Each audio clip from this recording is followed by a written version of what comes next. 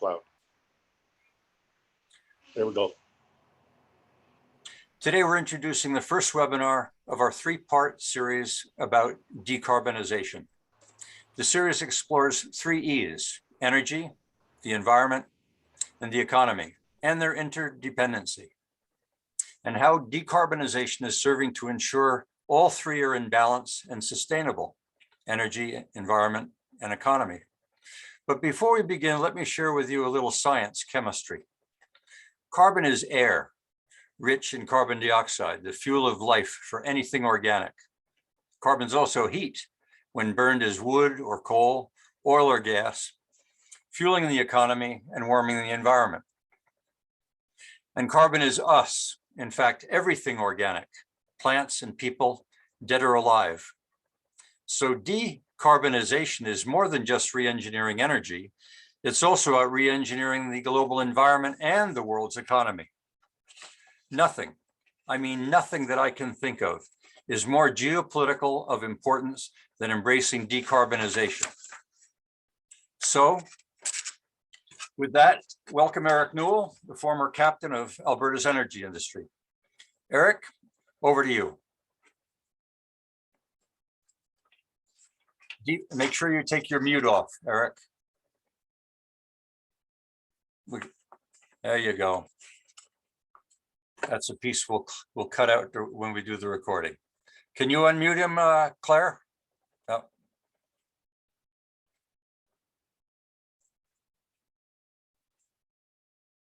Can't hear you yet, Eric. Okay. Can you hear me now? Gotcha. Okay. No problem. Yeah, thanks, Barry. You certainly captured the geopolitical importance of decarbonization. And our webinar 1, the first of the series of 3, is designed to be a discussion on global energy economy and the forces and sources of change that are shaping our future in this regard. As moderator, I'll begin by describing our current energy system, how we got there, and why energy demand will continue to grow exponentially for several decades. From there, I'm going to move to beginning with the end in mind and position some of the key aspects of what the net zero emissions by 2050 looks like. And I'll use this to highlight the huge challenge of this target globally. And yet, at the same time, why it is also potential huge opportunity for Alberta and Canada. We have 3 excellent presenters today, and they're going to follow me. First will be Dennis McConaghy. Dennis, of course, you know, has got a strong, stellar industry career, but he's here more as in his roles as a fellow of the Public Policy and Energy Studies at the Ivey School of Business, and also the Niskanen Center, Washington, D.C. think tank that focuses in on carbon and energy policy.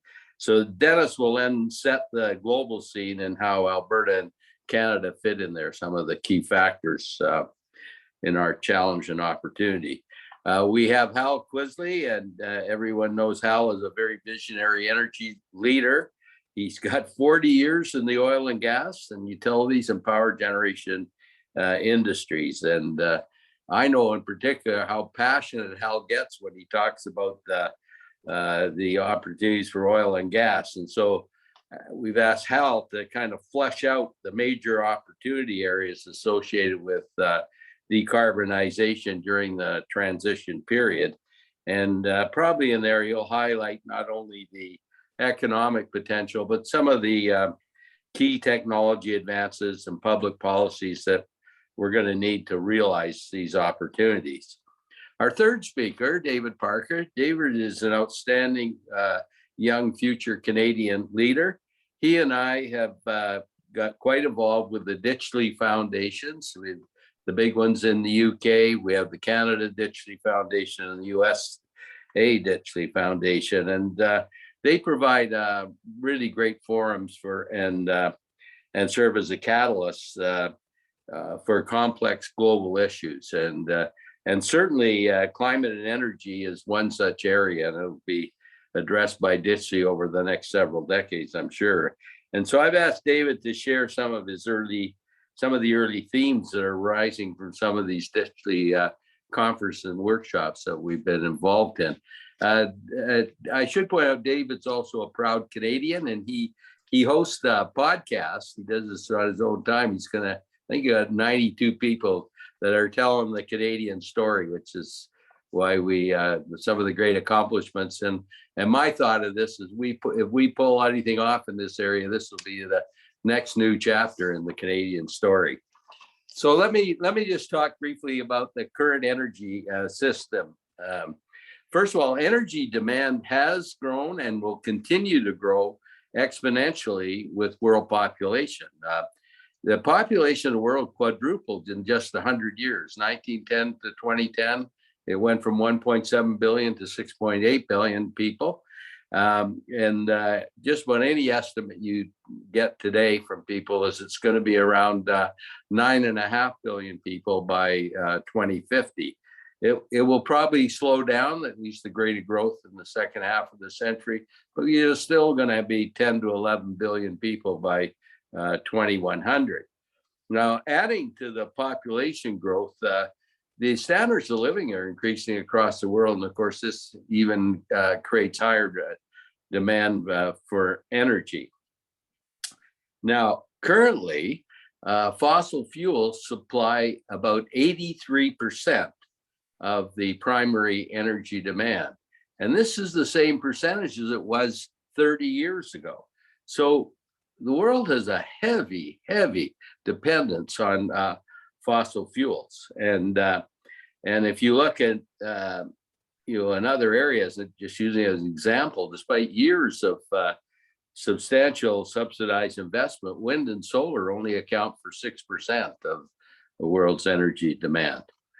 Now, if we move ahead to net zero emissions, really the end goal, we need to achieve the net zero goal by 2050, apparently, if we're going to hold the global temperature rise to 1.5 degrees above where it was in the pre-industrial era.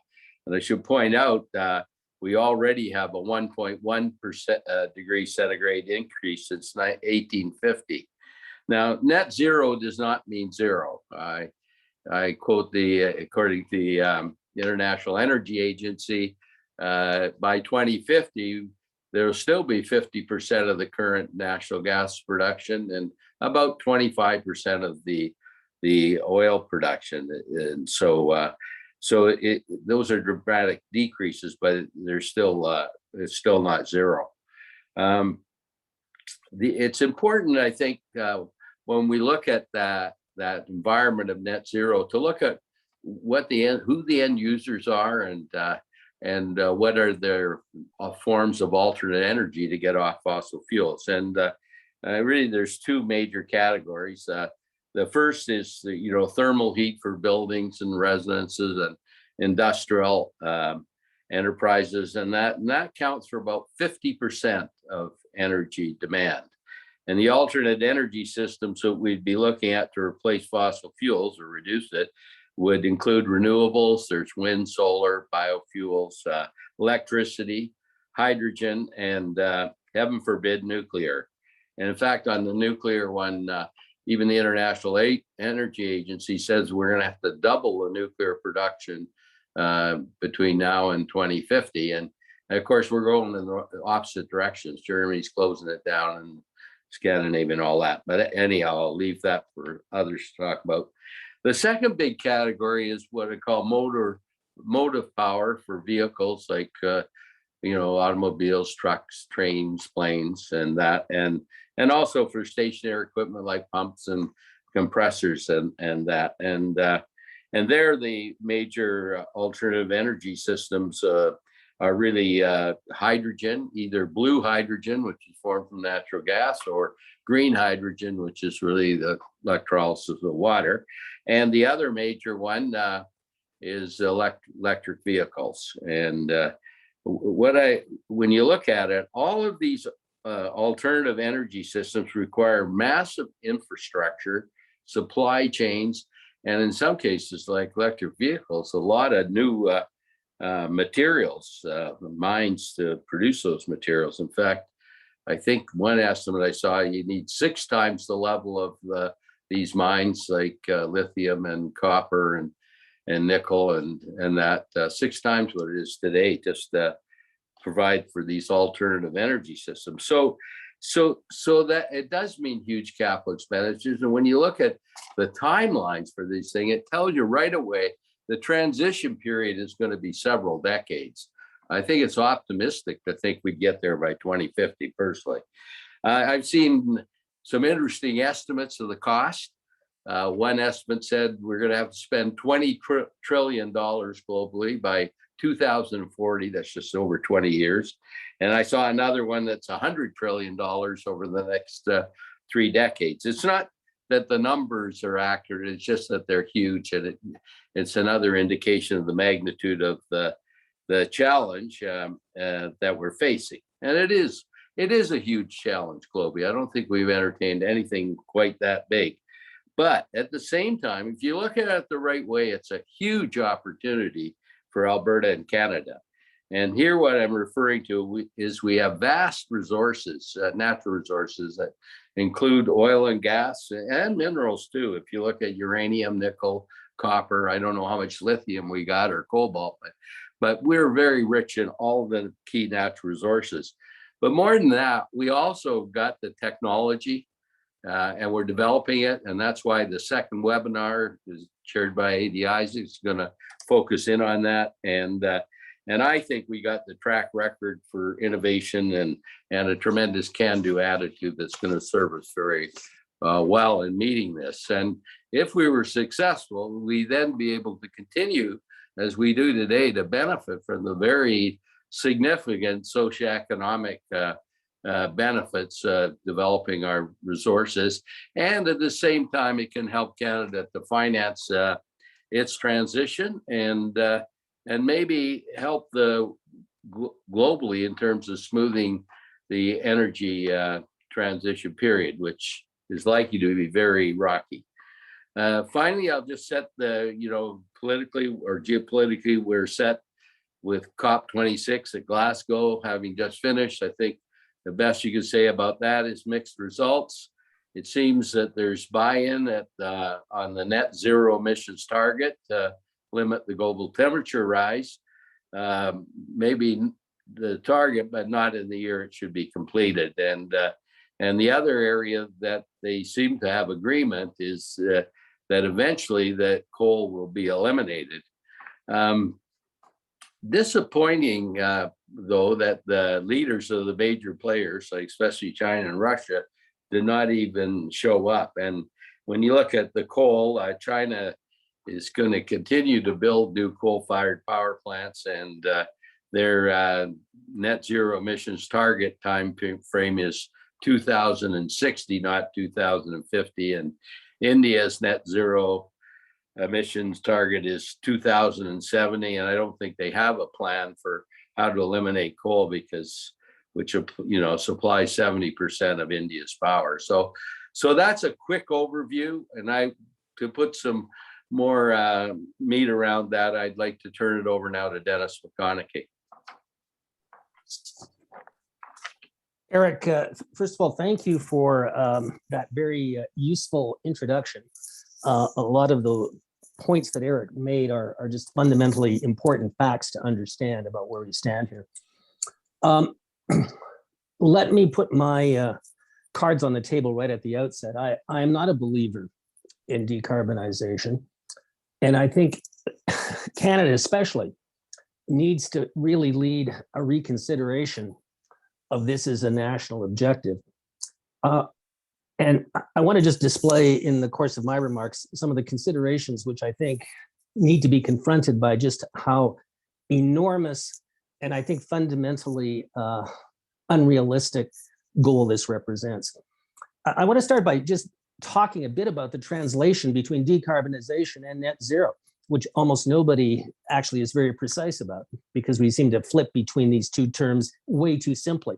And as best as I can understand it, is those who believe in decarbonization can become equal to net zero are those who believe that CCS can somehow be magically applied at great diversity, at very small scale, and that because frankly, unless you're basically sequestering the emissions or containing in them some other fashion, you haven't actually done anything.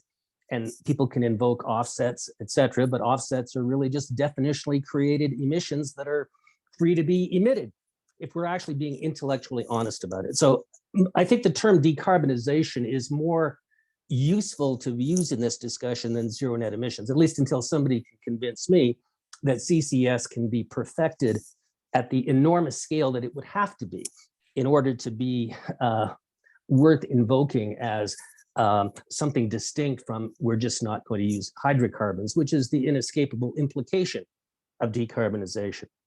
Now, one point in all of this is for all of the estimates around why we need to contain temperature increase to 1.5, there's very little ever said about how much it will cost to decarbonize and what benefits we will lose from not using hydrocarbons.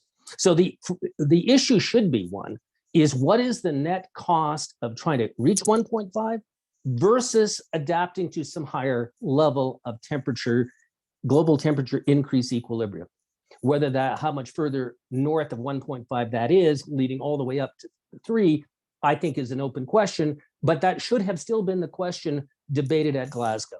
And I would just point out to people, the entire Glasgow event occurred with only receipt of the first of the 3 working reports of AR6 assessment report of the international panel, let alone their synthesis. So that is to say, we understood the latest assessment of the physical science, but we didn't hear from the panel, from its other experts related to the economic context of that, or the social context of that, or any attempt to synthesize it. Now, let me go on to make this other, I think, obvious point, is that there are parts of hydrocarbon demand that are going to be almost impossible to replace, and roughly at least 30 or 40%. And that relates primarily to petrochemicals and aviation fuels.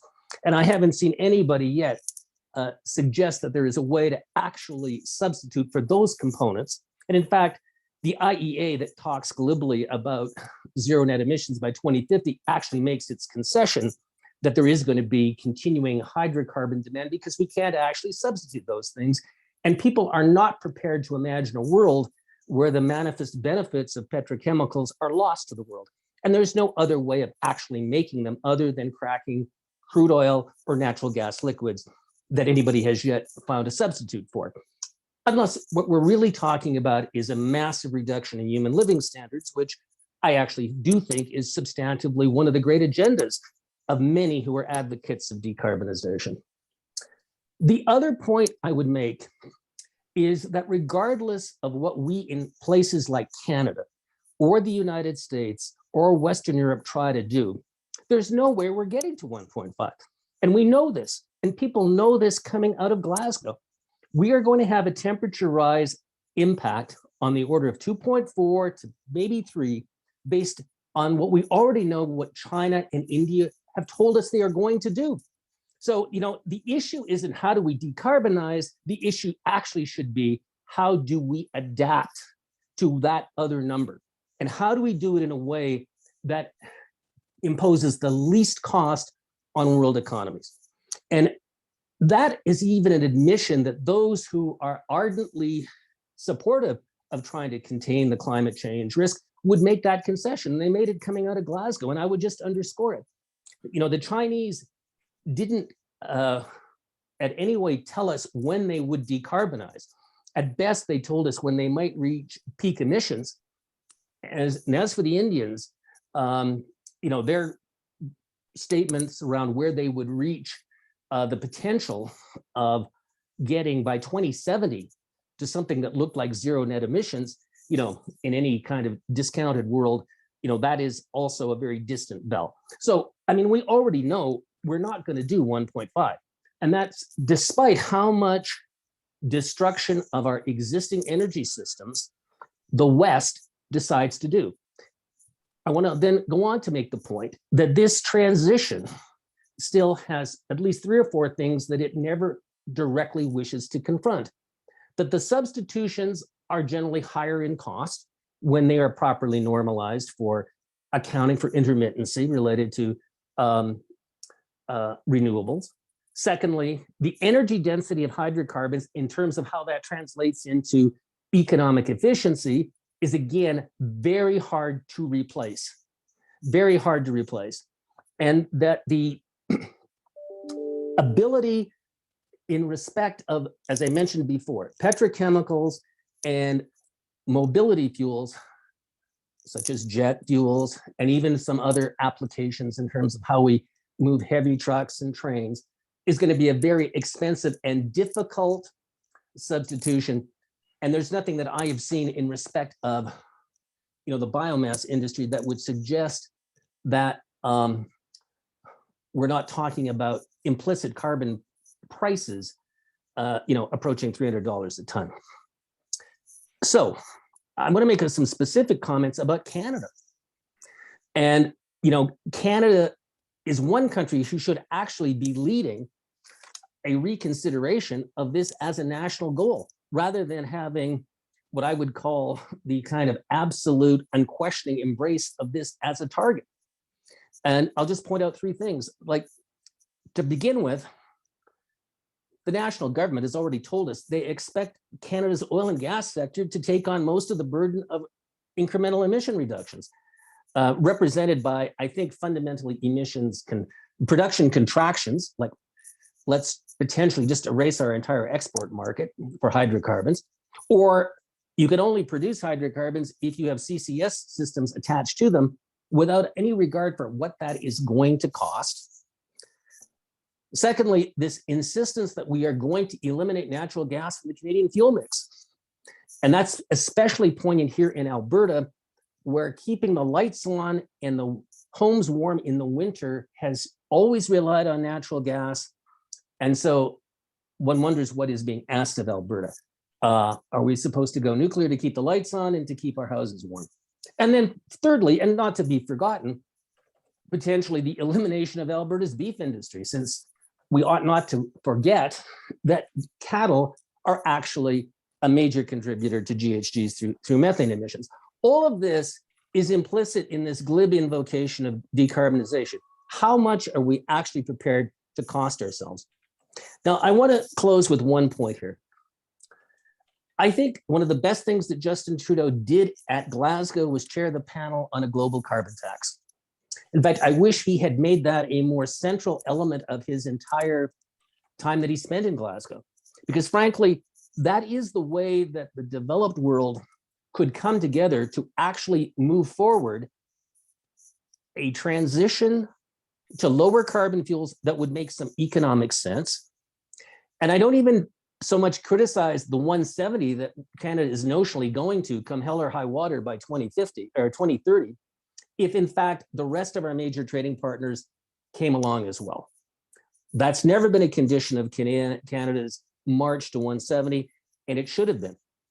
Let me just close with the notion that what Trudeau did at Glasgow in respect of a global carbon tax, I commend him for it.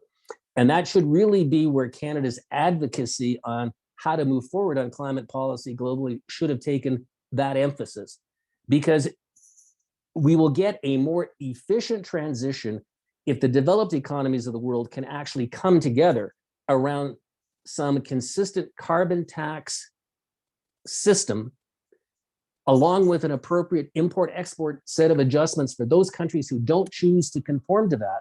We will get a more efficient economic adjustment to lower carbon than trying to basically just by government intervention, trying to edict that we're going to close down systems that have worked for us and do so at a cost where we haven't really compared it to what the alternative of adaptation to some higher number than 1.5 would provide.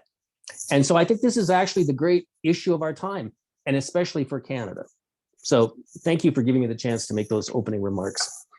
Okay, thanks a lot, Dennis. Very, very well done, and very provocative. It's a lot of, we've sort of accepted a lot of things that is going to happen globally. I'd push back a little. if we think in Canada, we're going to push the rest of the world. But I also use that same argument of why the West thinks that we can push China and India, and that when you just look at the population of the world, you got 5 to 6 billion in Asia and Africa, and only 2 billion in Western Europe and the Americas and Australia, New Zealand. So why we think we're going to prevail, because the Chinese, they are going to keep building coal-fired power plants, and India doesn't know how they're not going to continue to require coal. So at any point, the other question, and maybe Hal will get at it, is I think in Canada, our policies, our domestic policies, get in the way of global realities, and I use the LNG exports as the big example of this. We had 16 big projects in BC that only one of them went ahead, and yet if that LNG was exported, maybe Canada's emissions might go up because we're producing it. But if we were displacing coal in India and China, wouldn't that be a lot bigger contribution to global emissions than anything we could do domestically? So I'll leave it that thought there. And Hal, I think you've got an interesting job following Dennis's thing, and I have no doubt that you're up to the challenge. So away you go. As Eric noted in his introduction, global energy demand is growing in step with both population growth and also energy intensity per capita. Both populations going up and human energy consumption per capita is rising even faster. And that's fundamentally at odds with the decarbonization agenda, given that 80% of primary global energy is supplied by hydrocarbons. This creates an interesting dilemma right here in Canada. Our federal government is actively pursuing policies to effectively phase out hydrocarbons, looking heavily to electricity as the future of energy in Canada. And on the other hand, Canada is one of the world's largest producers of both oil and gas. Our energy production and processing sectors are critical to both global supply of hydrocarbons, but also to the economy of Western Canada. And if you look at this from the perspective of hydroelectricity in Quebec or nuclear power in Ontario, a shift from hydrocarbons to electricity does have some appeal. But from a Western Canada perspective, this is a disastrous policy. And so today we have this emerging as a serious national conflict, with the federal government clearly choosing sides and impairing our oil and gas sector through regulatory delay, through uncompetitive carbon taxes, and soon to impose upon us some mysterious clean fuel standard that, frankly, people deeply into it don't really understand how it'll work or what the impact will be. And so today in Glasgow, our Prime Minister and other global leaders have declared climate emergencies and made one pledge after another to achieve this mythical net zero by 2050. And interestingly, at the same time, President Biden's asking Saudi Arabia to increase production, and Western Europe is asking Russia to deliver more natural gas. And I think that is about as good an illustration of the fundamental conflict between actual global energy demand and these declarations of net zero.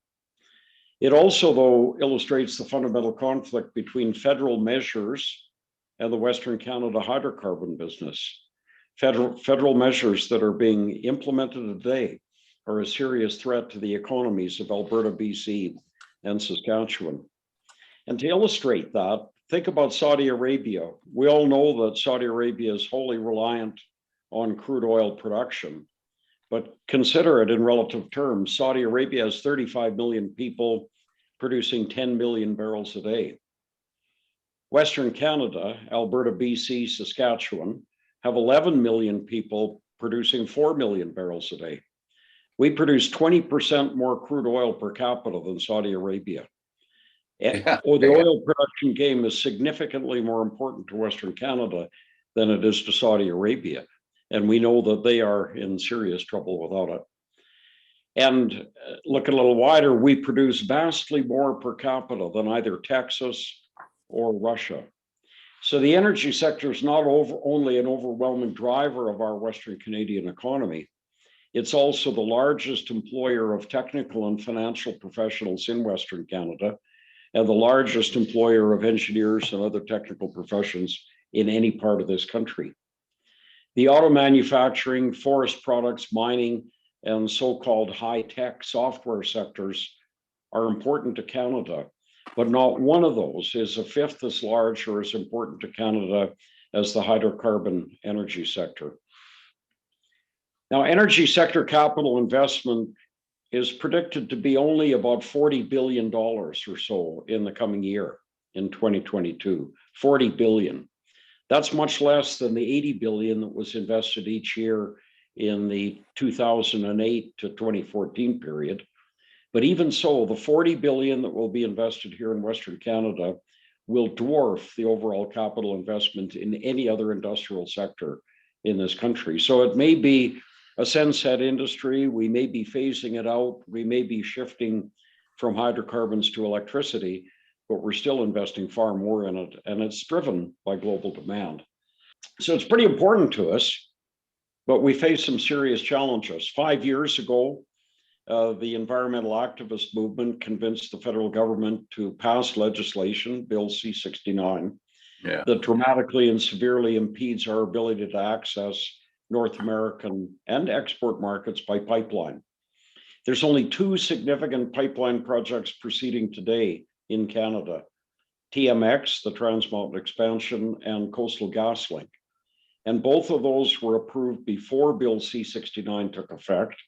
Both are far behind schedule and far over budget.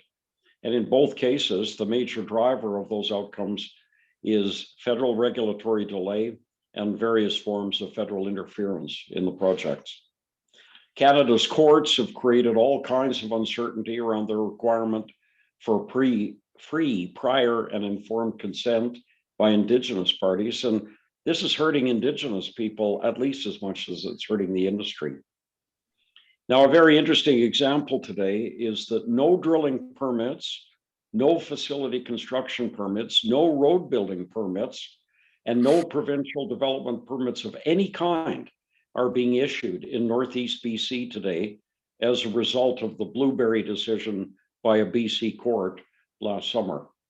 With a stroke of a pen, a BC Supreme Court justice froze all provincial permitting, not just in the Blueberry First Nation traditional territory, but across the entirety of Northeast BC, everything east of the Rocky Mountain Great Divide. And so this year, in 2022, several billion dollars of high value capital spending are not going to occur in Northeast BC unless this situation is somehow resolved quickly. So these are the challenges, but on the other hand, we've got a lot of strengths and capabilities here in our business. Our oil sands and tight gas resources are in fact highly economic today. And this is almost entirely the result of technologies that were developed here in Western Canada over the past 30 years. Our companies have turned previously worthless deposits into high value industries through ingenuity, advanced technology, and a whole lot of hard work.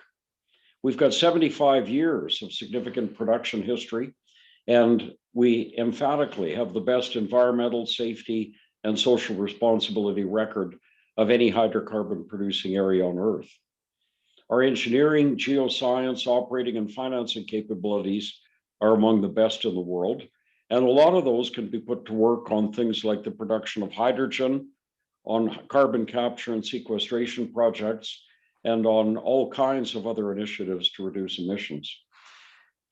Notwithstanding all of that, notwithstanding the challenges that I mentioned earlier, our energy sector remains highly competitive. It's remarkable to me, maybe less remarkable to you, Eric, because you were involved, but we're today the world's fourth largest oil producer. And it's amazing. Our oil and liquids production of almost 5 million barrels a day is essential to meeting North American refinery demand. The United States is not self-sufficient. They talk about it as if they are, but they're not. They're a big importer. but North America is energy self-sufficient. Between what we produce in Canada, Mexico, and the United States, we cover all of our North American domestic needs. Only 3 countries, the United States, Russia, and Saudi Arabia, produce more oil than Canada. This is a big industry. Our undeveloped oil potential is an order of magnitude larger than our current production. The oil sands are an incredible resource that could double production and sustain that for at least 100 years. Think about that, 10 million barrels a day for 100 years. And thanks, I want to turn to some other really interesting opportunity. Thanks to advances in horizontal drilling and multi-stage fracking, we now have the enormous economic natural gas resources in the Montney, the Duvernay, and other tight gas plays.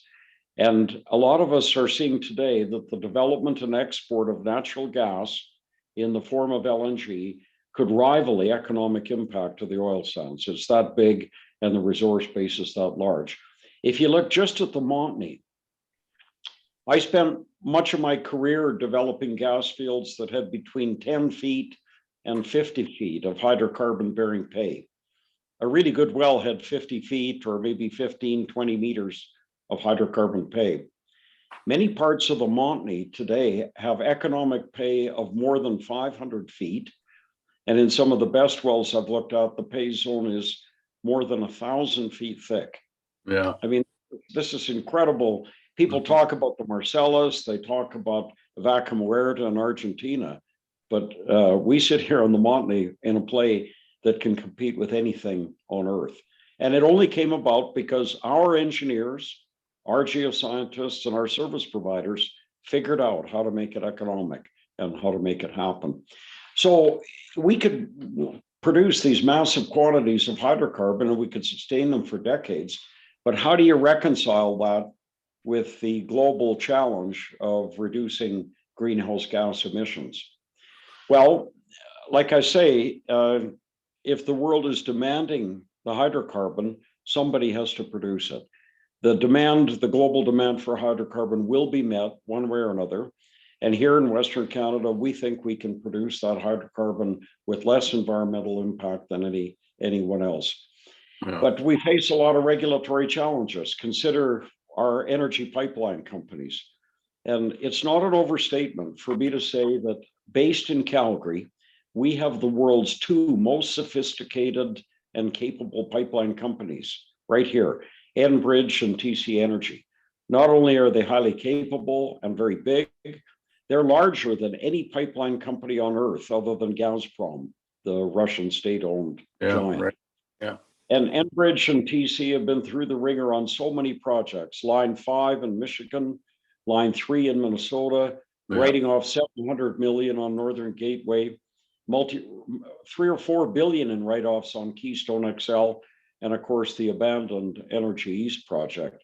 And all of these are strong and sensible projects, and they've all been pushed back. And this is all the continuing Western Canada challenge around access to market. Whether you were a fur trader in 1750 or an oil and gas producer today, it's all about how do we get to market. So how can we compete and how can we reconcile both the greenhouse gas challenge and the economic opportunity? Well, I think there's 3 obvious steps that our federal government should consider. The first is to moderate the Canada-wide carbon tax to a level that allows our companies right across the country to compete against those in the United States. Our current carbon burdens on manufacturers, transportation companies, virtually all businesses in Canada are putting a big competitive disadvantage on manufacturers and others in Canada to compete in the US market. The second is for the government to recognize that Western Canadian energy producers don't compete with Ontario or Quebec. We compete against Russia, Saudi Arabia, the United States, and others. And the burdens that are imposed on our energy producers must be comparable to those that are imposed on our major global competitors. We can't solve the global greenhouse gas issue by shutting down the Canadian upstream sector. We have to be able to compete at the local level. Number 3, Canada is a big, cold country. We need to move around and we need to heat our buildings. It's actually a matter of life and death here. And I look out the window at all the snow in Cochrane here today. And natural gas remains our cleanest option. The conversion of gasoline and diesel applications to natural gas would cut emissions by about 50%. And yet today, we put a penalty on those conversions by imposing onerous carbon taxes on the very fuel that Canadians need to survive the winter. So I'll stop there, Eric. I just close by putting it in a global perspective. If you look back over the past few hundred years, very few trillion-dollar assets have been developed globally over time. The gold and diamond fields of South Africa would be an example. The oil fields of Saudi Arabia, the gas fields of Siberia, the enormous agricultural capacity that's been developed in the United States and China. Another example would be the copper resources of Chile. And there are only two Canadian assets today that meet the $1 trillion test, the Alberta oil sands and the Montney tight gas. Are we really willing to phase those out when the world still has strong demand for energy? So I'll stop there. Thanks. Yeah, that was great, Hal. First of all, I share your passion. You know the natural gas business a little bit better than that, but you know, I have bitumen in my blood and love the oil sands. But it's very true. One of the things that I like to emphasize the whole question about pipeline access and that, you know, Canada could be a superpower, energy superpower. We're not going to be one until we can access the market. So somehow we got to get that across to our countries. And as I said earlier, what Dennis is saying, somehow we got to rationalize our domestic policies with global realities. Like, and you really fleshed out a number of those too. I'd like to harken back a little on. I think Dennis's point, it's very valid in terms of, you know, what's the potential for carbon capture and storage. It's huge in Western Canada. I don't know if my figures are totally right, but we were talking the other day and somebody said, well, you know, we can easily put down 100 million tons a year in our geological formations and still be able to go for 300 years. I didn't realize that potential was so great. And we do have our Carbon Management Canada and those entities, the field research team that are actually looking at carbon capture and storage globally and simulating very tough formations to put CO2 into. And you know, so maybe I think there's some really good hope there, some things we can flag. And the other one that I think you might have mentioned, but we're, besides being a leader in carbon capture storage, it's not just because we got cheap gas and the right geology, it's because of you know, our technology capability. And we actually got world scale, fully scaled commercial operations at Quest with the Shell refinery and SAS Boundary Dam project by SAS Power. You know, both those projects are sequestering a million tons per year. The other area, which is, I think I've heard it said, it's the low hanging fruit, is the reduction in methane and that. And Canada, I was really quite impressed listening to Sohail Askapur talking about, you know, the president of Petroleum Technology Alliance, talking about all the technology and the leadership that we're taking here that again can be applied globally to reduce those methane things. That's, you know, methane is such a powerful greenhouse gas. It's somehow we got to trade up on the goodwill of what we're doing. It's one thing to sit there and argue you got the wrong policy. It's another thing though to be seen as somebody that really is you know, pushing the limits of what we can do and making a positive contribution. So I think that leadership and key technologies like CCS, which is going to make blue hydrogen. I can't see green hydrogen being economic very soon, but blue hydrogen could be a good addition. And and that's our carbon capture and storage technology. And you mentioned the oil sands, and that's carbon capture storage. I'm hoping ADI is going to talk about the ways to get at the greenhouse gases from in situ bitumen, with the enhanced solvent extraction, and maybe even using heat sources like electromagnetic heat, or even, although it's out a few years still, is the small scale nuclear modular reactors and that. And we definitely are leading on in the methane, and again, even in the operations, I believe I'm correct in saying that in Canada, our methane emissions are only about 1% of production, whereas globally they're averaging 3%. So anyhow, I just wanted to frame out a little or so. A lot of challenge in what you said. You got a tremendous handle on the regulatory thing, and somehow we got to crack that, and we got to build strong allies with the indigenous people, because they are the ones that will get rid of Bill C-48 and get the pipelines going, because they are hurting. I got a lot of good friends there, and somehow we got to engage them and not the naysayers. But also we got a lot of good things going for us, and I thank you very much, Hal. You're a brilliant advocate of that whole area. I'm going to turn it over to David to talk a little bit about what the world thinks is going on based on what we're hearing over at Ditchley. Well, thank you, Eric. And I wouldn't call myself a world expert, but I would have the benefit of being brought into Ditchley by Eric and given the opportunity to engage with some of the world leaders on things like this through Ditchley. And we have reports that we put up on our website. Please go look at them. There's lots of information there on things like this, the future of work, but particularly on the environment. It's interesting to have this conversation with Albertans and then hear how other people are talking about it, right? Because it's almost as if we're talking different languages right now, right? Yeah. We're talking about facts and reality, and the rest of the world is talking about morals and ideals. This is being codified as a new kind of dogma, right? And so when Ditchley is meeting on issues like decarbonization, the first principle assumptions are different than say the conversation that we're having here, right? The first principle assumptions at a global meeting on the environment is we just have to decarbonize. We just have to get rid of it as quickly as possible.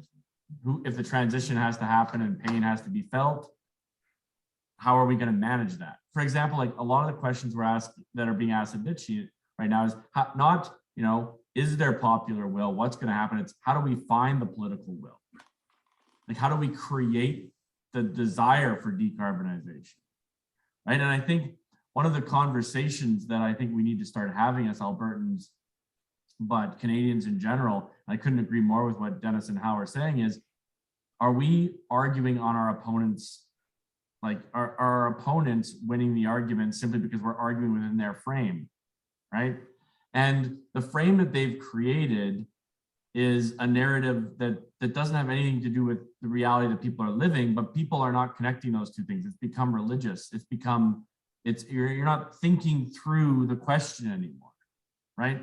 People are no longer, it's just the narrative that they believe. So it's oil and gas are bad. They're dirty. They're awful. They see the tar sands. They hear Suzuki say things. They get this propaganda fed to them, and they just believe it. So, like, where is the state of the world on this question of how they're asking, how do we find a political will in an energy crisis, right? So we're going through right now an energy crisis that's costing governments in Europe extraordinary amounts of money, right? To subsidize the power cost so that the people don't revolt, because there's no political will for this decarbonization, right? This isn't something that people want. They don't want to pay more for their power. They don't want to suffer for this. Except there is a political will and as a religious movement, right? People don't want to pay the cost, but they want the lip service paid, right? They want to be hearing from their leaders that they agree that this is the great evil that's coming to the earth, but they don't want to pay the cost. People will not be willing to pay the cost. So we're entering this time period where the voice of our leaders are getting further and further from the lived reality of people. And now the leaders are asking, well, what are we actually going to do about this? Because the people are starting to demand it, but they're not going to pay the cost for it. right? And I think that is the biggest question that Ditchley is dealing with. Is it's become so codified that people, like, for example, 47% of global millennials that were polled in a recent poll said that they believed the climate apocalypse was inevitable. 40% of all, that way of thinking is causing a drastic shift in how leadership has even happened. Like, without the environmental movement, there's no way that Justin Trudeau could win, but it is religious to a lot of people. And so I think we need to step away from this conception of we can argue the facts into a place where people will accept this is the truth and will be able to move on. We have to understand we're fighting a story. We're fighting a religion. We're fighting a narrative. We're fighting a way of thinking about the world. And that way of thinking is not rational. So we're not going to be able to beat it with reason. We have to beat it with a better story, which is part of why I started the Canadian story. And that's a whole nother topic. But what Ditchley's discovering is that conversation is not happening, right? The how are we going to create a story about adaptation? That is not happening on the global scale. That conversation about how are we going to supply the energy transition needs, that's not happening. It's about divestment. It's about moral posturing, and we're seeing the results of it right now. We're seeing the energy crisis. That's not just because of supply chain issues. That's because of decarbonization policies that are now hitting the market, and people are like, whoa, what's going on, right? So one of the ways that I think this narrative can be developed, and this is what's being discussed at Ditchley, one of the major themes to come out of the climate judo conference, they called it, which is they're like, well, why don't we take the pandemic and the government's response to the pandemic and use that political will to make a difference on climate change? This is the way the conversation is going. But one of the ways that Ditchley is making the conversation real and bringing it back down to earth is, how are we going to pay for this? And I think that's going to eventually be one of the main questions in this whole carbonization, like the forces behind, let's say, we'll go force and source, right? The forces behind decarbonization are this religious movement, but they're going to come up smack against reality, right? Which is the how are we going to pay for this? And I really think this is where Alberta needs to start making its case. And actually, interestingly enough, where Eric made the case for the oil sands to the Canadian public back when the oil sands tax force was coming into effect. It's like, how are we going to pay for this? Brad Wall was so successful in Saskatchewan in his narrative building around things because he said you have to finish the sentence, right? It is, we need better social programs. How are we going to pay for this is how we're going to pay for those better social programs. Yeah. And I think what we have done as a movement, and just for a little bit background, I worked for the Modern Miracle Network, which is Michael Binion's project to, talk about the modern miracle of hydrocarbons and how this is the most significant advancement that humanity has had in terms of taking energy and producing it cheaply, which has produced untold wealth for humanity, right? Trying to talk about that, trying to build a new story. But the problem is we're still relying too much on facts. We need to remember how people think, and they think based on their emotions. That is the primary driving force. And what is one of the most emotional things that exists? Stories. And so I say this a lot because part of the political side of this that I've worked in as well, and that gets talked about a lot, is the West is in the periphery. Ontario doesn't care about the problems of the West. Ontario and Quebec, to the same degree, they don't even know they're happening. They're not aware of these facts. And we say, oh, if we could just educate them on the facts of how much of the economy this is, of how much they're getting, then they would finally understand. We have to realize what we're up against is a better story, which is the end of the world is coming. And if you don't do something, you're going to be responsible for it. What does that sound like? Right? Yeah. And then we say, we can't do anything about the end of the world. Right? We say, we're only 1.5%. Why are you doing this to us? But it doesn't matter because it's about personal guilt, personal identity, right? Those are the things that are attached to this. So I think the answer, and this is something that's being talked a lot about at Ditchley, and actually it's being framed as a question, but it's really a new way of thinking about things, is technology, and it's something that Eric said on my podcast actually, is like technology has always got us out of these messes. We have to believe that the money being produced from the wealth of hydrocarbons is going to be what produces the foundation for the technology that's going to get us to the next step. The story has to be the human spirit, human innovation, human ability, because right now the political trend is guilt, fear, and doom. 47% of millennials are saying they think the world is ending, right? That there's no hope. Birth rates are plummeting in the West, right? Because people just don't think there's a future. The narrative that will get hydrocarbons and Alberta back, and maybe potentially a new Canadian story, let's call it, of an energy superpower, like Harper said, is that is going to be what powers the innovation that's going to get us out of this mess. And that's, I think, what Ditchley has come to is, are we going to be pushing the kind of innovation we need? Because that's the only way we're going to fix this, which goes back to what we were saying at the beginning and that article that Perry shared about nuclear and things like that. And that kind of thing can be funded by Alberta's hydrocarbon industry. They can begin using small and medium-sized nuclear reactors, and they have the money to pay for it to build that technology out. Thank you very much for that, David. I think you reminded us of a few things. One is a little up there, but it's Quebec. But you can't use rational arguments to deal with emotional concerns. Like the Quebec people feel very differently. They don't relate to all the money they got from the federal government. They relate to the fact that they feel like second-class citizens. And so we're using rational arguments always with Quebec, and they don't have any meaning. And I think that's a little bit what's happening here. It's become like you say, it's a religion, and factual arguments just the eyes glaze over and they miss it. So that little thing you said of storytelling is really important, and you have to tell a story and understand your audience to tell what story you're telling. So I think that's a very important thing. The other thing that maybe gets us back more, I'm an engineer, so I like to be factual and all that, but it gets us back there is, the strategy that a lot of people are claiming is let's just get off fossil fuels and solve it. But, we in the industry know that 15% of the emissions occur at the production end, and 85% include at the consumption end. So if you shut down fossil fuels before the alternative energy system, the consumer, is ready for that, what do you think is going to happen? You're going to have volatile and very high energy prices, because you're going to get disconnects regularly between supply and demand. And that's exactly what's happened today.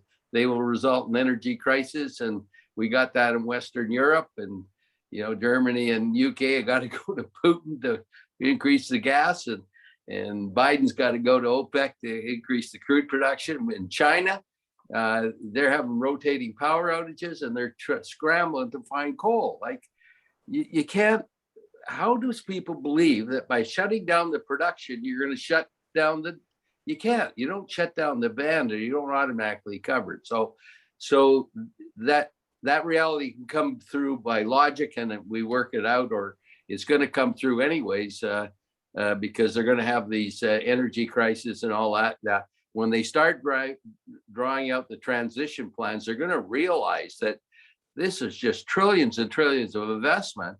So when affordability becomes a problem, or reliability, like you got wind and solar, and the wind dies down, and it's freezing cold, that's not a formula for success. So I think that's about all I wanted to say. I think I think it's a valid point that we have to realize that we're fighting a bit of a religion, and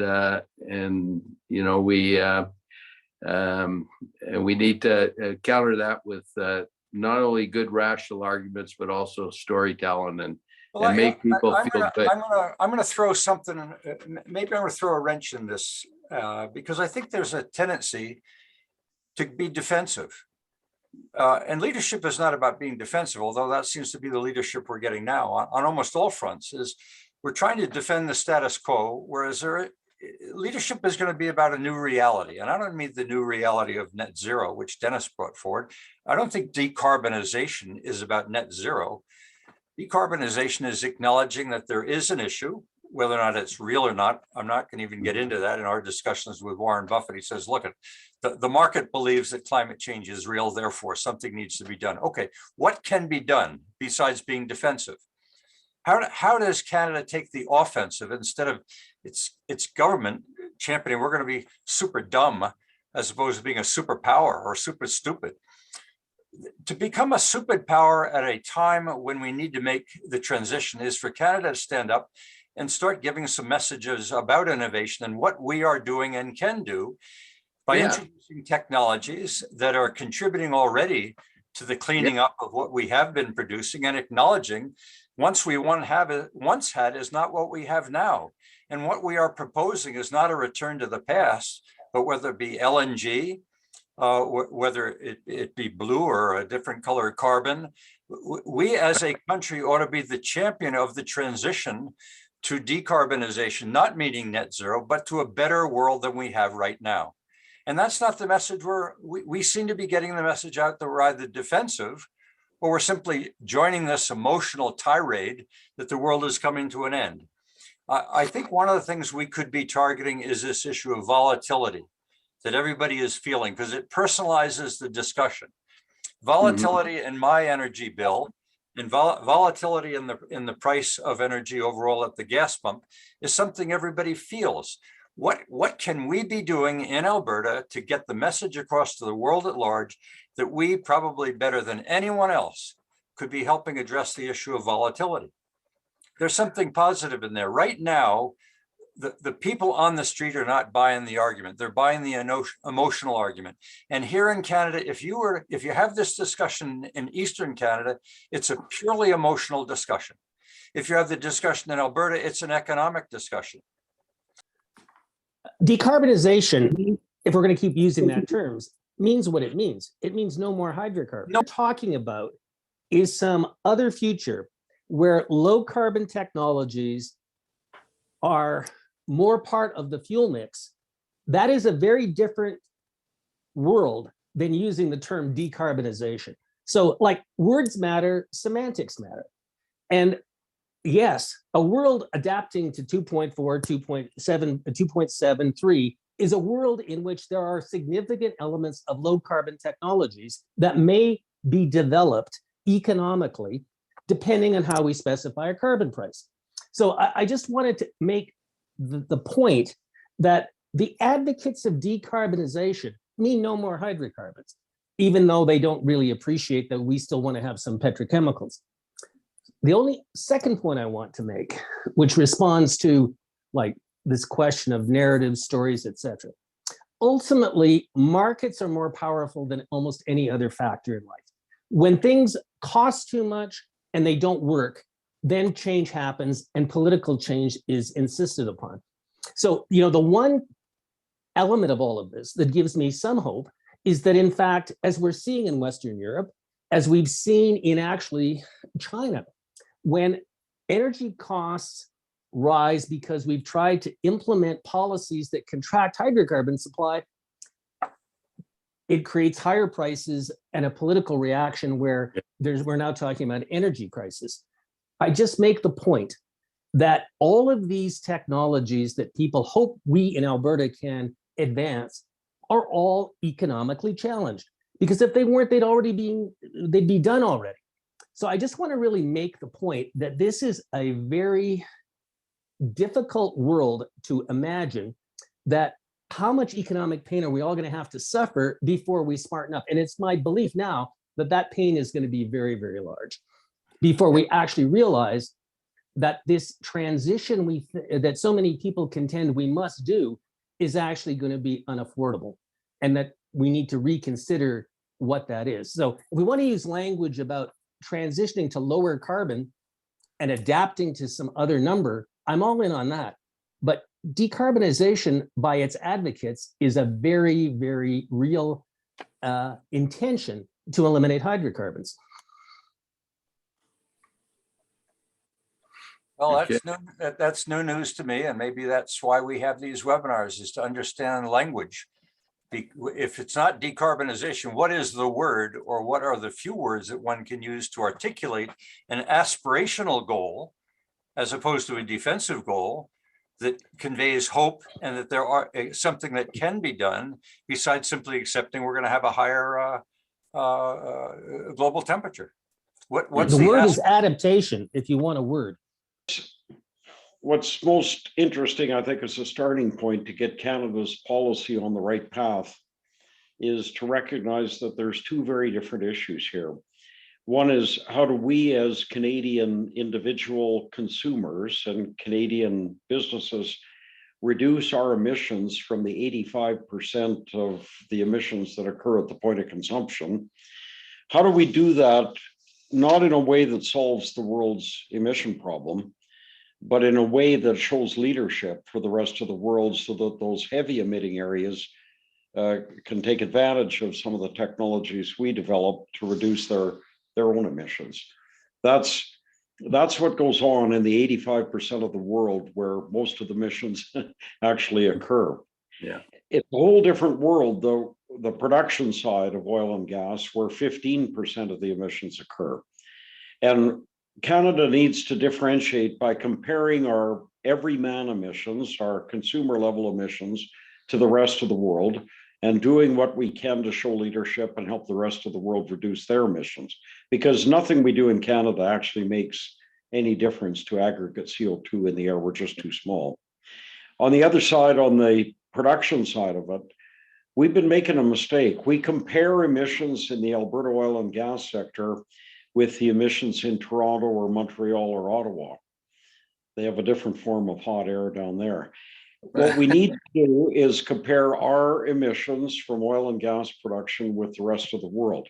And you mentioned methane. Methane's really important because it's such a powerful greenhouse gas.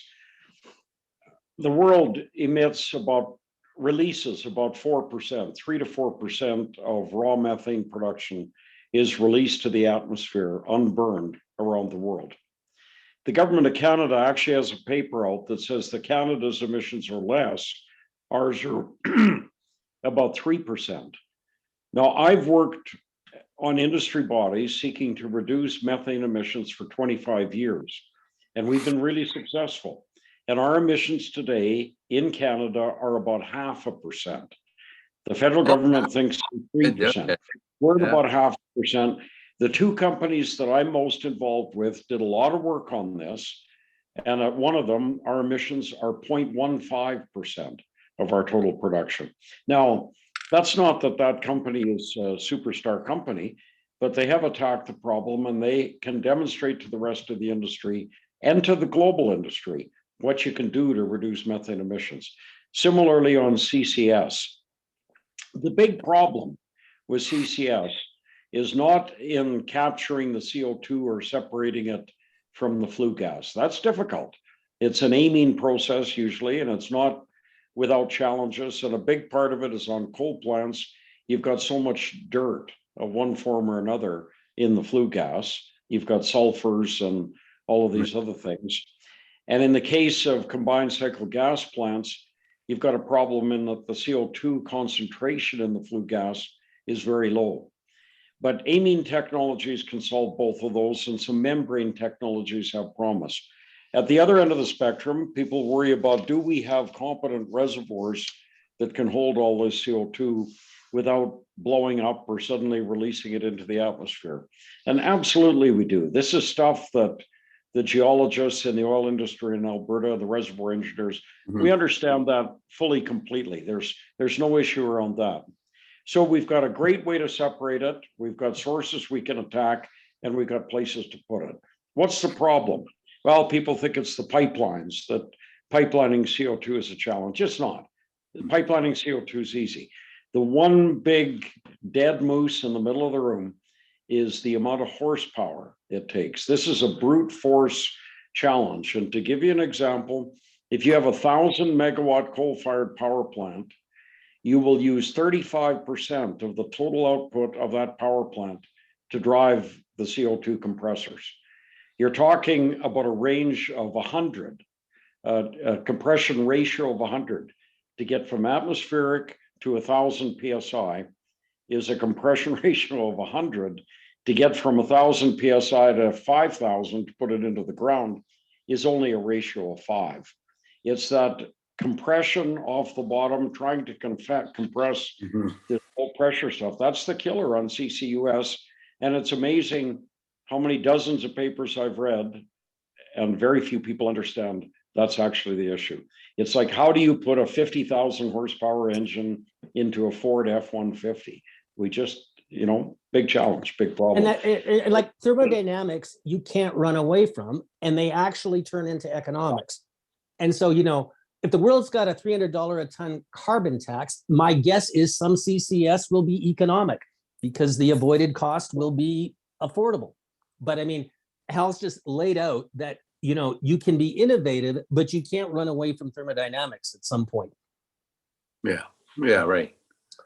No, that's right. The other one is on the big issue for oil sands is the in situ bitumen, and it's the greenhouse gases. And I think there, Hal, and Dennis, the issue is the solvent recovery. We could, I think the economics spin around about 70% recovery you have to have now.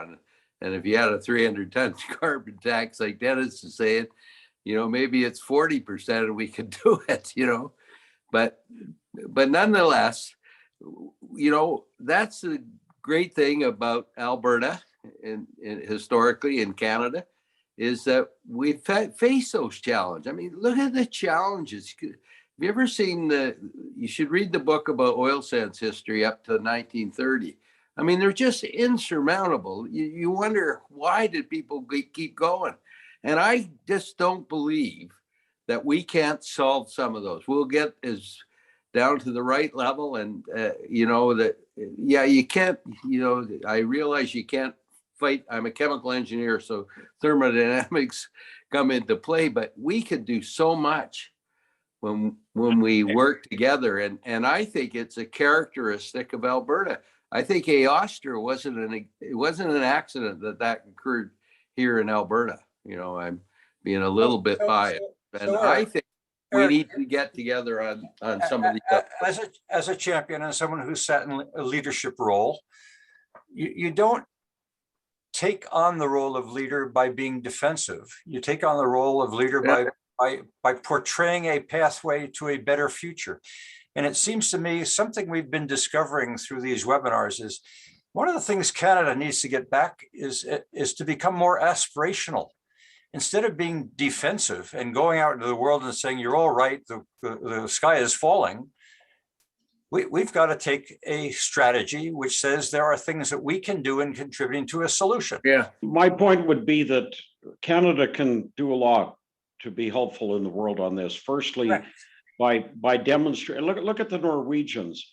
They've demonstrated that their consumer level emissions can be reduced to about the best in the world, notwithstanding that they live in a cold country, by converting much of their vehicle fleet to electricity and much of their home heating to either wood or electricity. They've done that, and they can show the rest of the world about that. Now, they have advantages in all of those areas. They don't drive very far. They don't live in Saskatchewan.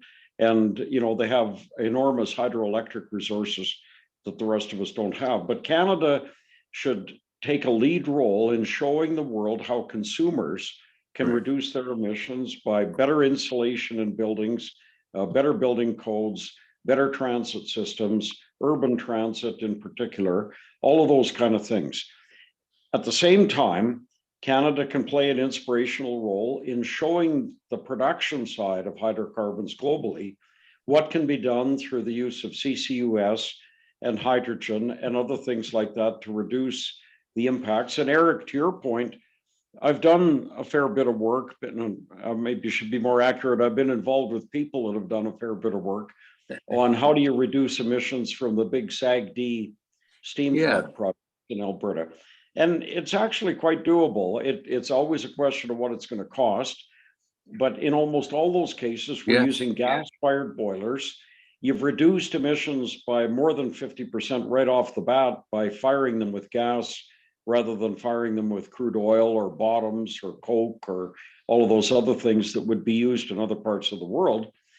Now you've got CO2 concentration in the flue gas that's less than half of what it would be if you were using bunker C or something like that, ship fuel, to fire those boilers.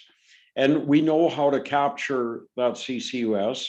And the big players up there, Cenovus, Suncor, people like that, are already well advanced on a carbon trunk line to recover but the bottom line is they're putting it to the government. This is an extraordinarily expensive thing. It may be in the Canadian national interest, but it's a real burden for us as competitors in the global supply business. So we need government involvement to make it happen. So far, nothing from the government. So, you know, we know what to do and we can show leadership, but I think we have to have also, I think we also need to have a grip on reality and make sure people understand what's possible and versus what's in the world of net zero. Yeah. Well, I think there's a general agreement. Eric, I was supporting the position that you were taking of Canada as a leader, as a change agent in terms of innovation. And that's what I think Hal is bringing to the surface. I hear Dennis saying there is an element of reality here and a strong element of the demand for energy in the world at large can continue to keep the demand for coal and for hydrocarbons as a supplier of energy well into the middle of the century, and is going to challenge anybody who claims that we're going to achieve the targets that have been proclaimed internationally. But Canada can be a change agent and a leader as it relates to innovation in the production of energy, whether it be through hydrocarbon or alternatives. Perry, let me just clarify one point. I mean, again, just as you just said, I don't believe 1.5 is achievable, right? And the world needs to adapt to a higher number, right? But that is not to say that the world doesn't need a carbon price. And if I was on the other side of the group that Hal just described, we have a carbon price of 170 in 2030. Knock yourselves out with your pipeline system. I mean, that would be a totally logical response from the government. Or do you need 300? That would also be a logical response. And then it begs the question, well, is the rest of the world anywhere near 300? Because if it isn't, how can Canada be there? So, innovation has to occur in the context of some sense of what is the price of emitted carbon. And that is why Canada has to be, and this speaks to a point you made earlier, Eric. I mean, Canada has to be a country who is out in the world talking up about the necessity of that global carbon price, because we more than any other country need one, because we need it to still allow our domestic and export hydrocarbon industry to live in that world, because it will adapt as long as it knows what the number is. So in the shaping of policy, as it relates to energy, environment, and the economy, Dennis is making a strong point that carbon tax gets the message across. I'm hoping that message will reach Ma and Pa from Rimbey, who are still not embracing that they need to change their behavior in any way. Because Canadians in BC are still driving their cars, regardless of what Hogan has said. So we still haven't gotten the message across of this issue of balancing environment, energy, and economy needs to ultimately affect human behavior. And it's not yet happening. And maybe it's $300 a ton, but I'm still waiting to see the individuals starting to embrace this reality, as opposed to tossing it up to government and expecting the government somehow going to solve this problem. Why would you expect an individual, unless they were very altruistic, to economically price anything other than what the government says is the carbon price? I mean, that's a problem. Some things only governments can do. We'll see. We'll see. Okay, we've got a few more minutes. We really haven't heard from viewers, so go ahead, babe. So I'm listening to all of the sound advice, or the sound, what appears to be sound opinions from our speakers. However, I'm somewhat baffled by the fact that those of us who deal with the reality of what's going on in the world as it has to do with fossil fuels have allowed those who are voicing a completely different narrative, which is based totally on feelings and emotions. They've captured that narrative. They've captured it, and we have done. And to use your remarks, Perry, we are on the defensive, and it's a terrible mistake when we allow the narrative to become one of climate change and global warming, which is such a dishonest narrative.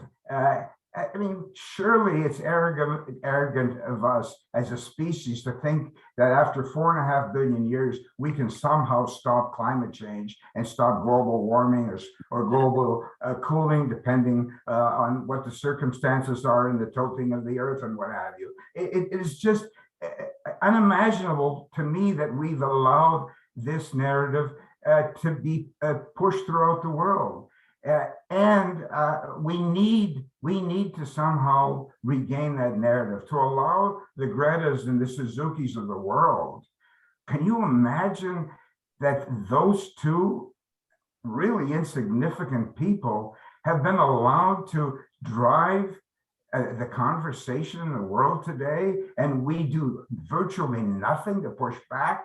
And of course, what they have is the ear of the mainstream media and the social media. And I mean, my time has passed. I'm already in my waning years, so it's not me that's going to be in a leadership position anymore. But those of you who are still young have a responsibility to gather up the forces. We have the resources. We have one of the best financed industries in the world, the energy industry, that we can bring together to push back against this false narrative that is creating all kinds of hardships for us today, but it'll be even worse for our grandchildren and our great-grandchildren. We are making a terrible mistake in our defensive posture. Abe, we've got your point. I mean, I think what you're saying is we need to change the narrative from one that is currently proclaiming we have an existential crisis to one that might be a little bit more ready to be embraced by the public. Unfortunately, it's rather late in the game. And to get on to another narrative, it seems to me the closest we've come, and David touched on it, is the one thing that everybody today is beginning to feel it is a reality, whether it be floods or fires, is volatility. That's something that is now. Mm-hmm. And if there's something that Canada can be saying, which as a change agent, I think Eric's echoed it, I think Hal's echoed it, and Dennis is there are innovations that can take place that could be viewed as addressing volatility. David, do you want to add anything at this point?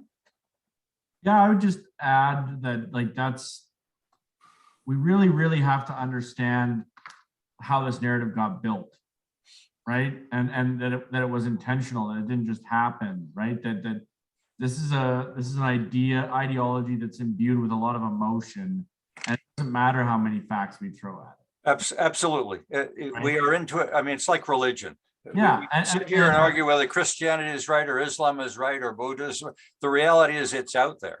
And Dennis has said we got to learn to adapt. It's actually Judaism that's right. What our leaders today are not the leaders that we need. And I don't want to get personal on this, but the message from government is not the message we want to hear as Canadians about the role Canada could play in the world at large. And I'm not saying we will solve it, but we could be viewed as caring about it and doing something about it, which we are doing.